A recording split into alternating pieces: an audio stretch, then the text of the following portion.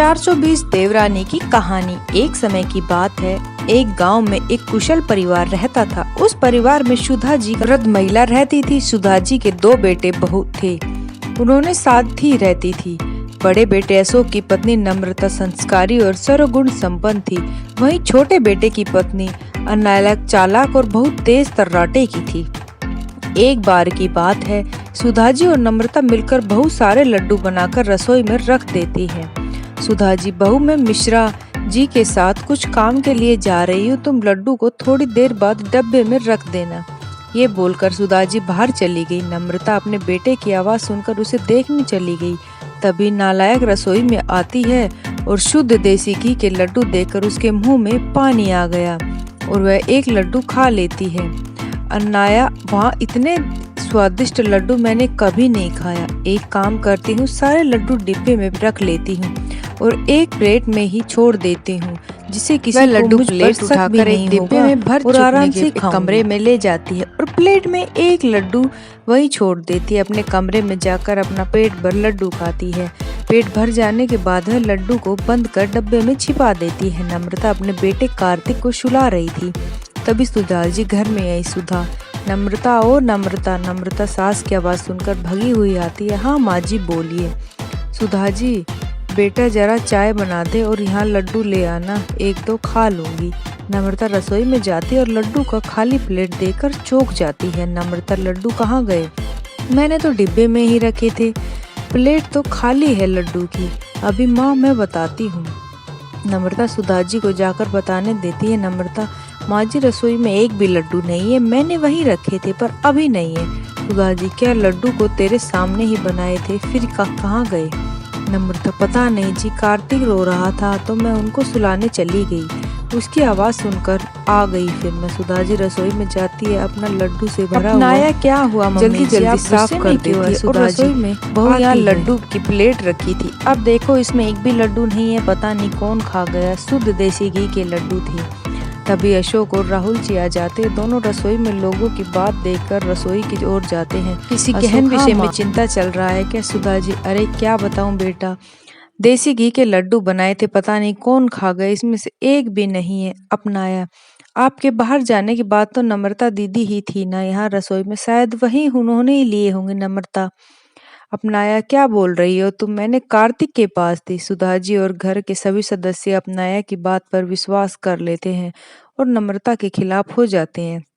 सभी नम्रता को खूब सुनाते हैं तो वह रोने लगती है। अपनाया बहुत खुश होती है और खुद से कहती, इन लोगों को बेवकूफ बनाना कितना आसान है। कुछ दिन बाद सुधा जी काजू और बादाम खरीद कर लाती और नम्रता को संभाल कर रखते।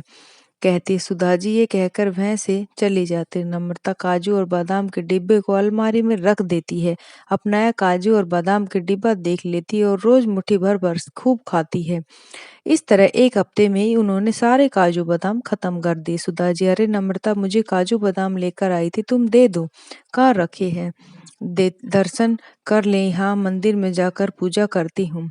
नम्रता जी, माँ अलमारी में रखे, लेकर आती हूँ। ये बोला नम्रता रसोई में जाती और काजू बादाम के डिब्बे निकालती, पर डब्बे में तो कुछ भी नहीं है। देखकर नम्रता चौंक जाती है और रोने लगती है। नम्रता के रोने की आवाज सुनकर सुधा जी और घर के सारे सदस्य रसोई में आते हैं और नम्रता से रोते हुए पूछते हैं, क्या हुआ बहू, क्यों रो रही है? नम्रता, माँ जी, काजू बादाम यहीं रखे थे, पता नहीं कहाँ चले गए। सुधा जी, क्या 4 दिन पहले ही तो लाई थी, काजू बादाम का डिब्बा को कैसे खत्म हो गया? अपनाया अपनी चोरी छुपाने के लिए फिर नम्रता पर इल्जाम लगा देती है और कहती है, नम्रता जी ने खा लिए होंगे, खाने का मन था तो खा ही लेगी, इसमें चोरी करना ठीक नहीं है दीदी। सुधा जी, पता नहीं इस घर में क्या हो रहा है, खाने भी चोरी हो रहा है। अरे बहुत थोड़ा बहुत दूसरों को चखा दिया करो, घर में और लोग भी रहते हैं। यह बोलकर चली गई और नम्रता रोने लगी। कुछ दिन बाद अपनाया की दोस्त रिया का फोन आया। रिया, हेलो अपना, कैसी हो? अपनाया, मैं ठीक हूँ और तुम बताओ कैसी हो? रिया, घर के काम में ना बिजी रहती हूँ, चलो ना हम कल मिलते हैं, शॉपिंग करेंगे। अपनाया, हाँ ठीक है, कल मिलते हैं। वैसे भी शादी को 2 महीने हो गए, कहीं घूमने भी नहीं गए हैं, राहुल को तो टाइम ही नहीं है। रिया ठीक है ना, कल मिलते हैं, तुम तैयार रहना। अपनाया खुद से कहती है। मैं रिया को हाँ तो बोल दिया, पर पैसे कहाँ से लाऊं? बाहर जाने का मतलब पैसे का खर्चा। अब अपनाया पैसों की जुगाड़ में लगी है और वो सुधा जी के कमरे में गुजरती हुई अशोक सुधा जी को 10,000 रुपये देते दिखाई दिए। बस रात होने की अपनाया सुधा जी के कमरे में जाती और 10,000 की गड्डी चुरा लेती है। सुबह होते ही अशोक 10,000 सुधा जी से मांगता है। अशोक, माँ वो 10,000 दीजिए ना, मैं वापस लेता हूँ और मुझे कोई काम है। सुधा जी कमरे में पैसे लेने जाती है। जैसे ही अलमारी खोलती है तो पैसे कहीं नहीं मिले। वह चिल्लाती चिल्लाती आवाज सुधा जी सदस्य सब माँ जी के पास गए। अशोक, क्या हुआ माँ, चिल्ला क्यों रही हो? इतनी हड़बड़ी क्यों है? मैंने 10,000 रुपये यहीं रखे थे पर पता नहीं कहाँ चले गया। अशोक, नहीं है मतलब माँ, वो पैसे मेरे दोस्त के थे, आने वाला है, मैं कहाँ से ला के दूं?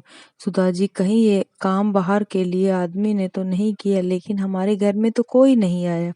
अशोक, हाँ माँ, आप सही कह रही है, सब मैं पुलिस को बताता हूँ।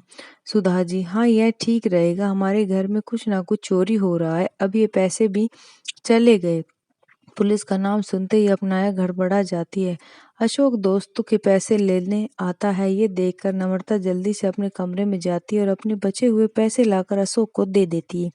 नम्रता के पास 10,000 अपनाया देखकर सब कहती, लोग नम्रता नम्रता दीदी पर आप शक पर करने चोरी लगते हैं। नहीं होती, सुधा जी, ये आप पर देखकर यह चीज पैसे कहाँ सूट से नहीं लाई करती, तुम्हारे आप पास पर बहू? शोभा नहीं माँ देती। जी, हमारे तभी पुलिस बचत आ किए जाती, हुए पुलिस ने पैसे हैं। सुधा देखकर जी, घर में बचत की अपनाया हुई है फिर गड़बड़ा जाती, चुराए हुए पुलिस ने देखकर पूछताछ करती बहू है, अब नम्रता सच बेगुनाह बता दे। साबित होती है, फिर अपनाया पुलिस की घर जान में में एक एक जान कमरे आती में है। वो तलाशी लेती नम्रता है। को अपनाया कहती है। पूरी तरह घबरा नम्र जाती है क्योंकि पुलिस ने अपनाया के कमरे की तलाशी ले रही है। पुलिस को नोट की गड्डी अलमारी के कपड़ों के नीचे रखे मिलते हैं, साथ में काजू बादाम का डिब्बा और एक दो लड्डू भी।